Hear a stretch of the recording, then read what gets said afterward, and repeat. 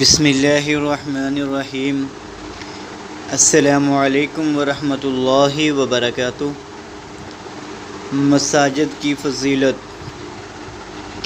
اعوذ باللہ السمیع العلیم من الشیطان الرجیم من ہمزہ ونفخہ ونفثہ۔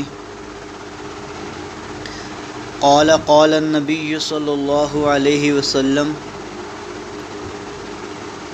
لا تشد الرحال الا الى مثل مساجد المسجد الحرام ومسجد الرسول ومسجد الاقصی۔ سیدنا ابو ہریرہ رضی اللہ تعالی عنہ سے روایت ہے کہ وہ بیان کرتے ہیں نبی کریم صلی اللہ علیہ وسلم نے فرمایا، صرف 3 مساجد کے لیے رکعت سفر باندھا جائے۔ صرف 3 مساجد کے لیے رکعت سفر باندھا جائے، مسجد حرام، مسجد نبوی اور مسجد اقصی کے لیے،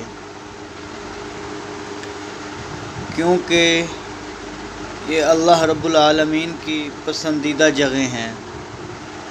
اللہ تعالیٰ کی پسندیدہ جگہیں ہیں مساجد، جیسا کہ رسول اللہ صلی اللہ علیہ وسلم نے فرمایا، احب العباد الی اللہ مساجدها،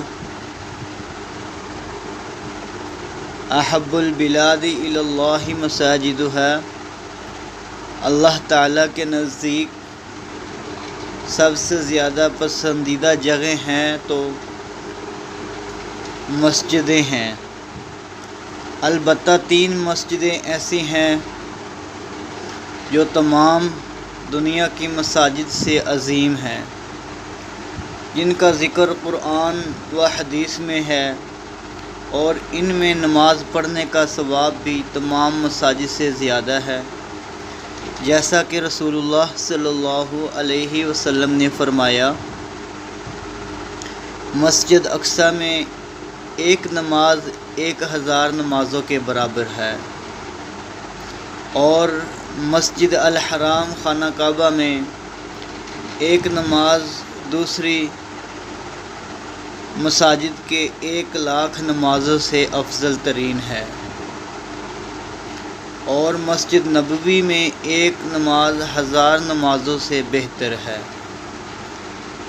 یہ تھا مسجد اقصی میں نماز کی فضیلت اور مسجد الحرام یعنی خانہ کعبہ میں نماز کی فضیلت، اور مسجد نبوی میں یعنی 1000 نمازوں سے بہتر ہے۔ مسجد نبوی میں ایک نماز 1000 نمازوں سے بہتر ہے۔ دنیا کی 3 جگہیں ہیں ایسی جن کی طرف ثواب کی نیت سے سفر کیا جا سکتا ہے کہ وہاں جا کر نماز پڑھنے سے اتنا ثواب ملے گا، لیکن اس کے علاوہ کسی جگہ خواہ وہ مسجد ہو یا کوئی سیر و تفریح کی جگہ، وہاں جانے سے ثواب نہیں مل سکتا، جیسا کہ حدیث میں واضح ہے۔ مساجد کی تعمیر اور مساجد کی طہارت و نظافت کا خیال رکھنے والے کو بہت اجر و ثواب سے نواز دیا جاتا ہے، جیسا کہ حضرت عائشہ رضی اللہ تعالی عنہا سے روایت ہے کہ وہ بیان کرتی ہیں کہ امر رسول اللہ بنباء المساجد فی الدور وان تزفح تطیب۔ رسول اللہ صلی اللہ علیہ وسلم نے ہمیں محلوں میں، اپنے گھروں میں مساجد بنائیں اور انہیں پاکیزہ رکھنے اور خوشبودار رکھنے کا حکم دیتے تھے۔ ایک اور واقعہ ہے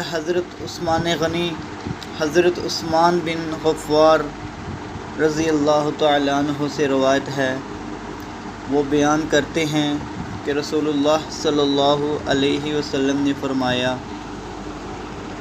جو شخص اللہ کے لیے مسجد بنائے گا، اللہ تعالیٰ اس کے لیے اس کی مثال جنت میں گھر بنائے گا۔ مثلاً جس انسان نے بھی دنیا میں مسجد بنائی تو اسے کیا ملے گا؟ جو شخص اللہ کے لیے مسجد بنائے گا، اللہ تعالیٰ اس کے لیے اسی کی مثال جنت میں گھر بنائے گا۔